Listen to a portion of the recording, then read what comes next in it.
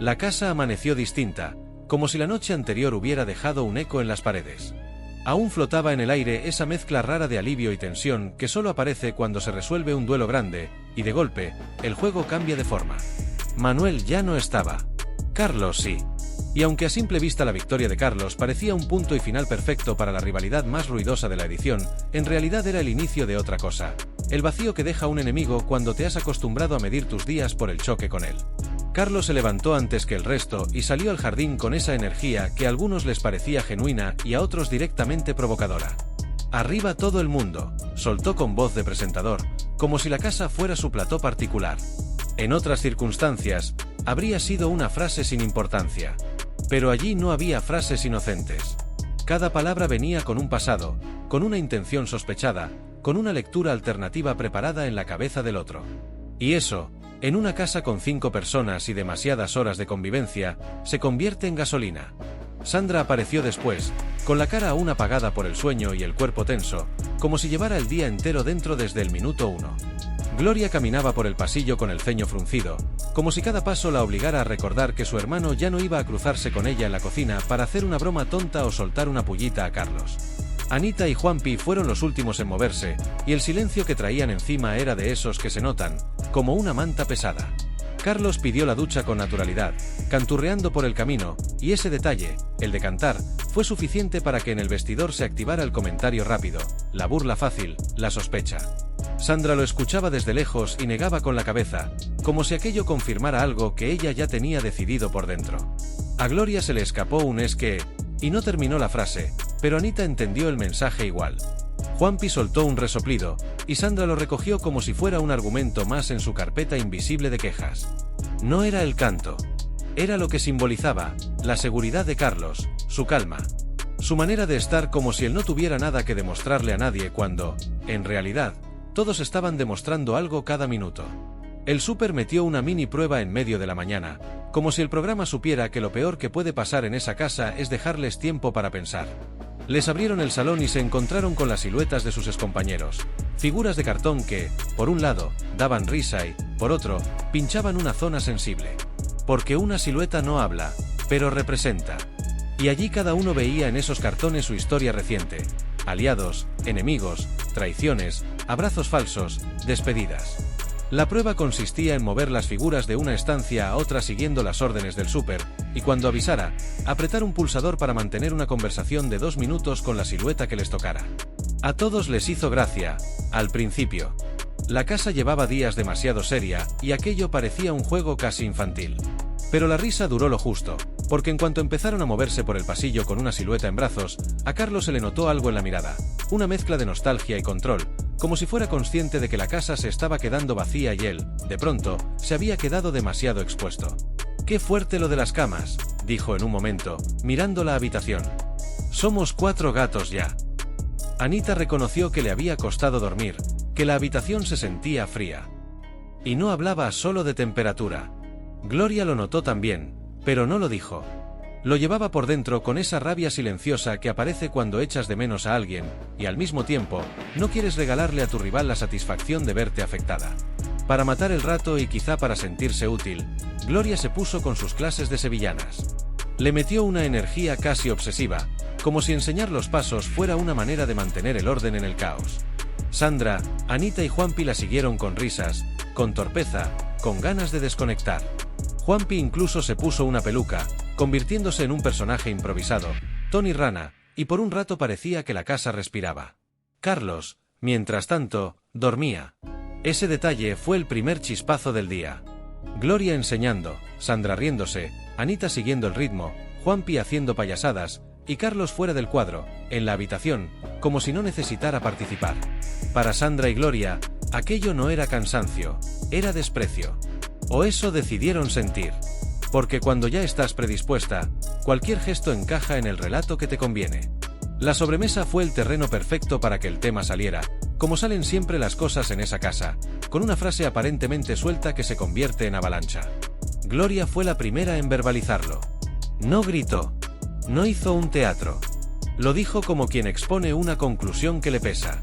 Es una persona a la que le cuesta mucho reconocer las cosas, comentó sobre Carlos. Yo aquí he aprendido de todo el mundo, también de él. Y él ha aprendido cosas de mí, pero no se atreve a reconocerlo. Y encima está todo el día con mi hermano en la boca. Sandra asentía con la cabeza, como si alguien por fin hubiera dicho lo que ella llevaba masticando desde hacía días. Yo pienso igual, respondió. Y luego dice que nosotros vamos contra él. Pero ¿y él contra nosotros qué? Yo no voy a hacer daño a nadie, pero sí me voy a defender, porque él dice barbaridades. La palabra barbaridades flotó en el aire como una acusación con muchas capas. Anita, que estaba en la cocina preparando cosas, escuchó desde su zona y apretó los labios.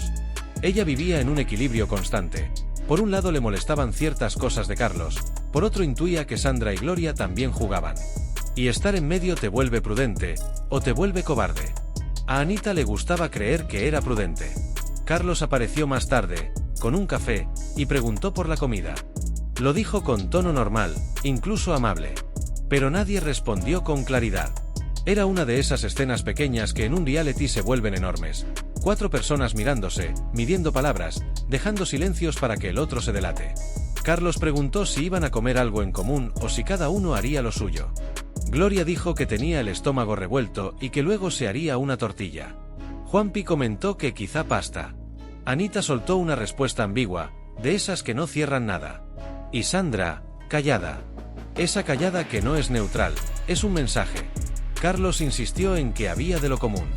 Nadie le contestó con precisión. No porque no supieran, sino porque estaban haciendo una cosa muy concreta: retrasar el momento, observar qué hacía él, ver si se iba por libre, confirmar su idea de que va a su bola. Cuando la convivencia se convierte en un tablero, hasta una tortilla es estrategia. Al final Carlos decidió que se haría una tortilla de patata, y lo anunció como quien anuncia un parte meteorológico. De 3 huevos.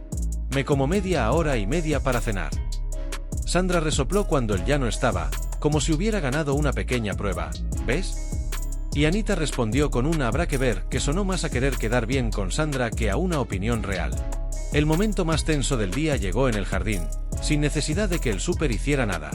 Solo hizo falta que Carlos se sentara y que Sandra y Gloria decidieran que ese era el instante.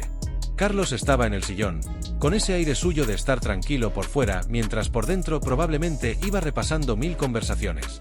Sandra se le acercó con Gloria, y el tono con el que empezaron fue el clásico tono de solo queremos aclarar algo, que en realidad significa vamos a decirte lo que pensamos y no vamos a aceptar tu respuesta. Sandra fue directa, con la mirada fija. Gloria más contenida, pero igual de firme. Le acusaron de contradicción, de despreciarlas, de creerse por encima. Le dijeron que él no reconocía nada, que parecía incapaz de admitir que también había aprendido de ellas, que siempre iba con el discurso de yo no tengo nada que ver con vosotros, como si los demás fueran inferiores. Carlos intentó responder, primero con calma, con ese tono pedagógico que a él le sale natural y que a Sandra le enciende como si fuera un insulto. Dijo algo así como que no se había enterado de nada, no para humillarla sino para defenderse, que él no despreciaba, que simplemente marcaba distancias, que una cosa era convivir y otra ser amigos, que no iba a fingir. Sandra le saltó encima con ironía. No literal, pero sí con esa forma suya de atacar con frases que buscan dejarte pequeño. Le sacó historias antiguas, le recordó palabras que Carlos le dijo a Manuel, lo de que no tiene futuro, y Gloria se agarró a eso como a un clavo. Eso fue feo, insistió Gloria, y por primera vez se le quebró un poco la voz, no por fragilidad, sino por rabia contenida. Carlos les preguntó si habían visto los vídeos que les pusieron. Ahí se notó que él quería apoyarse en algo externo, en pruebas, en contexto. Y eso en esa casa es peligroso, porque el otro lo interpreta como te crees el juez. Sandra no quería contexto. Quería que él dijera, tenéis razón. Y Carlos no lo dijo. La tensión subió con frases cruzadas, con Sandra acusándolo de alegrarse cuando el público les abucheaba, con Carlos explicando que no se alegraba, que se identificaba con algunas críticas porque él también había visto cosas que no le gustaban. Pero Sandra no le compraba nada. Repetía, si te alegras, como si la repetición fuera prueba. Y entonces pasó lo inesperado. La silla de Carlos cedió y se rompió. Fue un instante absurdo, casi cómico, pero la casa entera lo leyó como una señal. Sandra, rápida, soltó una frase de esas que en televisión se quedan, algo sobre que la vida le estaba mandando mensajes. Juanpi celebró la caída desde lejos. Gloria fue la única que se acercó a Carlos de inmediato, quizá por educación, quizá porque en el fondo no quería que el momento se convirtiera en humillación completa. Carlos se levantó con dignidad, con la ropa manchada un poco de la tierra del jardín, y por un segundo se vio el cansancio real. Ese cansancio que no tiene que ver con dormir poco, sino con sostener una narrativa durante semanas.